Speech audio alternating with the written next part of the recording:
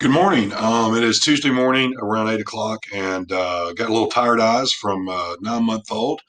But redoing this from last night because I made a few mistakes. But if you've been following us, you know that we've been taking a look back at our market in 30-day increments and comparing it to last year. It's been very helpful to us to do so because to understand our market better is our job. And we hope it's been helpful to you to help you know what's going on so you can better plan.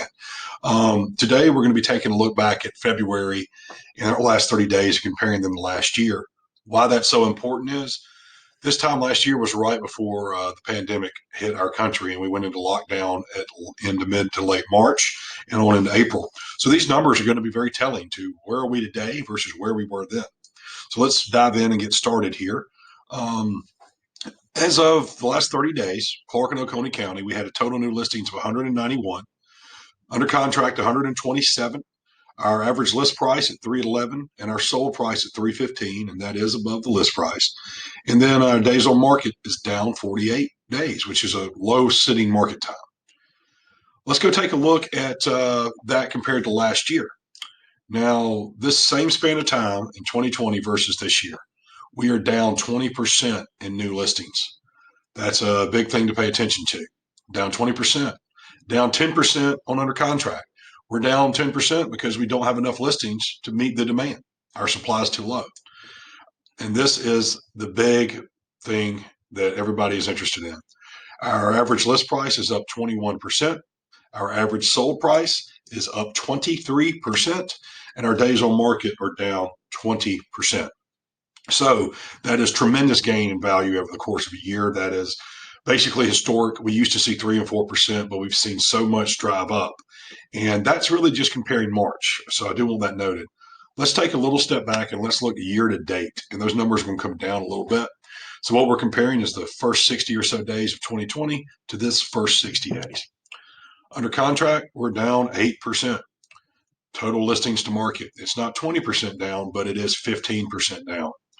But these prices are still up around 20%. List price, 20%. Sold price up 22%. Number of sold homes up 20%. So while those sold homes are up, it's representative of the fact that we have a lot of things that are barely hitting the market.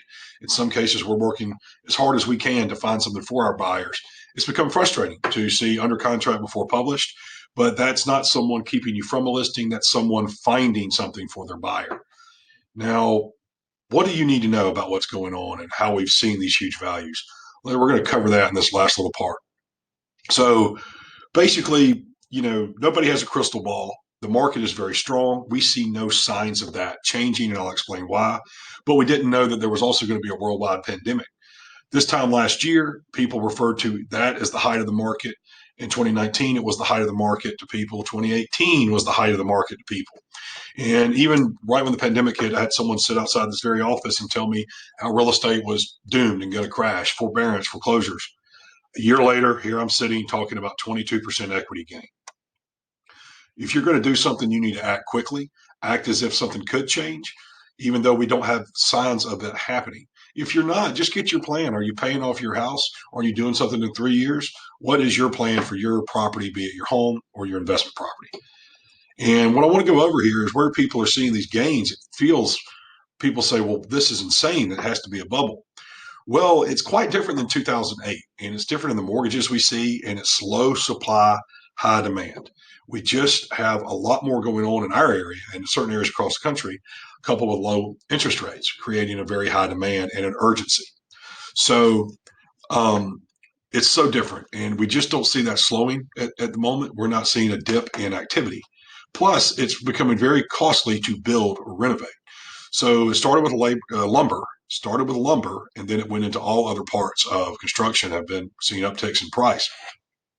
We have a builder client that's currently sitting on slabs because the prices have gone so far up. It's affected our ability to price them where we believe they can appraise.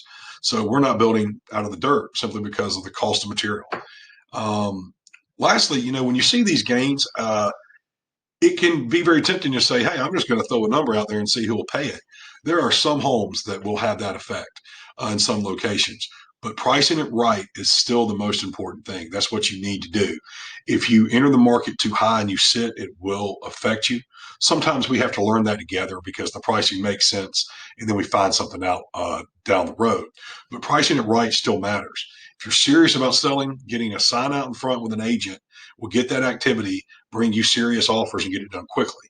I fully understand, trying to go your own path and when the market seems so hot, but there's still just a lot of pitfalls that people are stepping into. Lastly, I want to spend a little bit of time talking directly to Clark County property owners. Hopefully, many of you on this list are either a homeowner or possibly an investment owner. Now, what's been happening in the last several years is property values have increased tremendously over the last 5, 6 years, and we have seen historic gains. I've just discussed 20% growth in rate. But our millage rate, which is the percentage we're taxed off of, has not really changed. In fact, we're at 20 mills for the school system of about just under around 33 mills, give or take a few percentages. So 20 of that is going for the schools, and then another 13, 14.5 is going elsewhere. So what's going on here is, obviously COVID might have impacts on our budget. And so that's something to be mindful of. But we have not seen any change to our millage rate that's been substantive over the last several years, yet our real estate values have gone up, up, up, up, up. So basically, the tax digest has been affording millions more dollars, and I believe that will be the case again. So as a Clark County resident, pay attention to how your taxes are being done. And if it feels important to you, I would encourage you to reach out to your commissioner in your district and say, hey, listen, this is becoming something I think y'all need to pay attention to. Because quite frankly, some of these trickle down to our affordable housing problem, which tenants are now paying higher rents because landlords are passing through the increased cost. And we're seeing that across the board. That can happen to a $200,000 homeowner going way up in price just as much as it can a $1 million homeowner. Long and short, reach out to us if you have any more questions, anything going on, even a plan for your property to do a renovation, just some advice. I appreciate y'all taking the time to listen to me for 7 minutes at my desk. Have a great week and looking forward to spring weather. Thank you.